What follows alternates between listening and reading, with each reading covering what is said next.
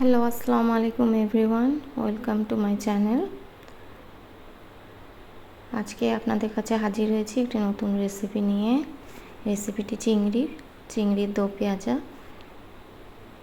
আপনারা হয়তো বাড়িতে সবাই রান্না করে থাকেন, আজকে আমি দেখাই আমি কিভাবে রান্না করি। চলুন, প্রথমে আমি একটি পাত্রে তেল দিলাম।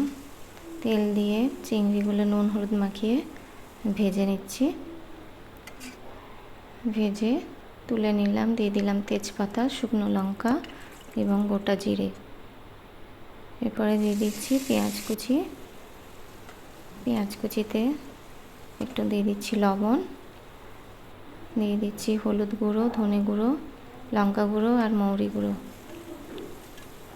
এবার ভালো করে নেড়ে দিয়ে দিচ্ছি আদা ও রসুন বাটা,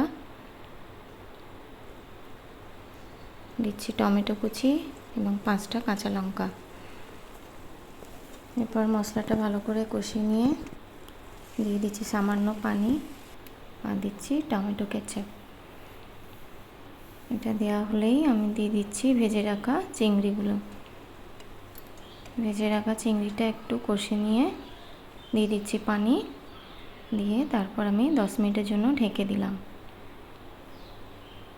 দেখুন, প্রায় চিংড়ি দো পেঁয়াজা রেডি। কেমন হয়েছে অবশ্যই কমেন্ট সেকশনে জানাবেন। ভালো লাগলে লাইক শেয়ার করবেন। আর আমার চ্যানেলটিতে যারা এখনও সাবস্ক্রাইব করেননি প্লিজ সাবস্ক্রাইব করে দেবেন আর বেল আইকনটি অন করে দেবেন, তাতে আমার নেক্সট ভিডিওর ফার্স্ট নোটিফিকেশন চলে যাবে আপনার কাছে। দেখা হচ্ছে নেক্সট ভিডিও। থ্যাংক ইউ, আল্লাহ হাফিজ।